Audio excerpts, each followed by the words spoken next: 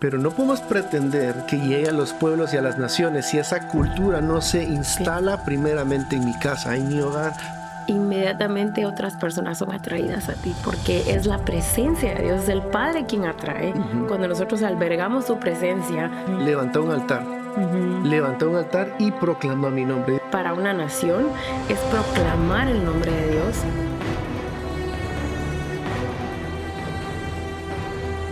Vamos a continuar con la idea que estábamos hablando en el primer episodio acerca de desarrollar una cultura de oración. Y queremos recordar, volver a traer el concepto, la idea de lo que hemos estado hablando, que la casa de oración es un lugar diseñado o debería funcionar como un lugar donde constantemente le estamos anunciando a las personas, le estamos proclamando, estamos recordando a las personas acerca del nombre de Dios. Entonces el propósito de la casa de oración es que podamos informarle a las personas del cuerpo de Cristo, de la persona de Cristo, y al ellos ver la belleza y conocer quién es Él, la respuesta natural sea adoración. Sea adoración. Y podemos verlo en toda la historia de la Biblia. Que vamos a agarrar un ejemplo básico, es Abraham. Hemos hablado de Abraham en ocasiones pasadas, pero si ustedes van a Génesis capítulo 12, Génesis capítulo 13, si no estoy mal, creo que también en Génesis capítulo 18, se habla de cómo él, a donde quiera que iba, la instrucción de Dios a él era levantar un altar. Levanta un altar y proclama mi nombre. Y de hecho, creo que lo leamos en Génesis capítulo 12. Vamos a ver cómo Abraham levantaba un altar y clamaba el nombre de Dios. Y tenemos que recordar que estos altares no eran altares escondidos. No era que lo hacía en una cueva o no lo hacía en un lugar escondido, sino era un lugar público, donde el pueblo de Israel escuchaba lo que él estaba diciendo, escuchaban a quién estaba clamando él. Y el resultado era que el pueblo de Israel era transformado por esa verdad proclamada en un altar público. Más adelante sabemos de que, la promesa para Abraham era que todas las naciones que fueran bendecidas iban a ser bendecidas a través de él. Pero él no alcanzó completamente a las naciones. Él alcanzó a su grupo que estaba alrededor de él. Y sabemos que conforme pasa la historia de la Biblia, hay otros personajes bíblicos que sí llegaron a esas naciones. Y también se le habló de que él iba a ser una bendición para estas naciones. Y creo que una forma muy, muy importante de nosotros ser bendición para una nación es proclamar el nombre de Dios en medio de las naciones. Y eso atrae a las personas a darle gloria, que al final, volviendo al propósito, es ¿cuál es nuestro propósito como casa de oración? Es darle gloria al Señor. Proclamar su nombre, pero no podemos proclamar algo que no conocemos. Entonces, leamos la parte de Abraham, Génesis 12, versículo 7, y el Señor se apareció a Abraham y le dijo, a tu descendencia daré esta tierra. Entonces, él edificó allí un altar al Señor que se le había aparecido. Versículo 8, de allí se trasladó hacia el monte al oriente de Betel y plantó su tienda, teniendo a Betel al occidente y a Ai al oriente, y edificó allí un altar al Señor. Y aquí viene la clave. E invocó el nombre del Señor. Y luego dice, y Abraham siguió su camino, continuando hacia Negev. Es decir, él iba de un lugar a otro, siendo obediente a la instrucción de Dios, levantaba un altar y, como dice este versículo 8, invocaba el nombre del Señor. Las personas que estaban cercanas a él, el pueblo que estaba con él, escuchaban lo que él estaba invocando. Incluso, si lo querés poner tan sencillo, su esposa Saraí escuchaba y era impactada acerca de invocar el nombre del Señor. Entonces, si vamos a algo pequeño o a lo más pronto que tenés, la casa, el hogar, tu hogar, tu matrimonio, tus hijos, puedes levantar estos altares de adoración en lo íntimo de tu hogar y que tu familia sea impactada, porque nuestro corazón es empezar desde la casa. Y a lo mejor, seguramente, tenés libertad de hacerlo de manera pública en tu casa. Algunas personas no tienen esta libertad por situaciones extremas, ¿verdad? No pueden hacerlo de manera pública porque posiblemente pueden morir o alguien se opone de una manera muy grande, pero si tenemos la oportunidad de hacerlo de manera pública en nuestra casa, tenemos que tomar ese privilegio y de manera pública invocar el nombre de Dios. Porque cuando lo hacemos, como hablábamos en la sesión anterior, personas van a escuchar, nuestros hijos van a escuchar, tu esposo o tu esposa va a escuchar y vamos a ser una familia impactada por una verdad proclamada en esa casa. Y ese mismo ejemplo lo llevamos a la iglesia local, lo llevas a tu comunidad de amigos, lo llevamos a las naciones, a las ciudades. Así es, porque el propósito es crear una cultura, algo que sea constante. Algo constante. De oración. No queremos solo decir, invitarte, bueno, hacer una reunión de oración y se acabó y vuelves a tu casa y no llevas ese estilo de vida a tu casa, a tu empresa, a tu trabajo, a tu escuela, a tu grupo de amigos. Queremos que esto sea una vida de oración. Una cultura de oración. Que al final se va a trasladar en lo que hemos hablado en Isaías capítulo 56, 6 al 7. Un versículo que leemos mucho y comentamos mucho. Y es que su casa será llamada ¿qué? Casa de oración a las naciones, para todas las naciones, para todos los pueblos. Pero no podemos pretender que llegue a los pueblos y a las naciones si esa cultura no se instala primeramente en mi casa, en mi hogar, con mi esposa, con mis hijos, con mis hijas. Así es.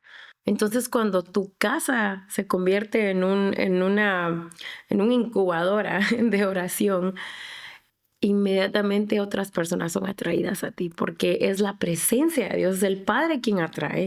Cuando nosotros albergamos su presencia, siendo esos templos del Espíritu, nuestra vida personal comienza a ser diferente. Hay fruto. Exacto. Hay fruto. Y entonces otras personas quieren venir y acercarse a esos lugares, a esos momentos, a esas familias que han decidido tener un estilo de vida de oración. Y esa es la meta. Esa es la meta. Entonces, y en Primera de Reyes pueden leer un ejemplo hermoso de cómo la reina de Sabá fue atraída a Salomón por causa del nombre del Señor. O sea, la proclamación del nombre del Señor por medio del rey Salomón en el templo atrajo a esta persona. Y también el fruto que había en la vida de Salomón como resultado de caminar en el diseño que su papá, el rey David, había instalado en el templo. Ese diseño de adoración, él lo continuaba, su vida daba fruto con extrema sabiduría y una reina, la reina de Sabá, que si investigamos un poquito, pueden ver que obviamente era una reina gentil, que venía del área de Arabia, lo que hoy en día podría ser Yemen. Posiblemente venía de ese lugar y hasta esa nación se había conocido, se había escuchado de las grandezas que estaban pasando con el rey Salomón, la sabiduría que él tenía. Y esta mujer, su vida, si ustedes investigan, van a ver que esta mujer estaba acostumbrada a lujos, estaba acostumbrada a las personas más sabias. Para ella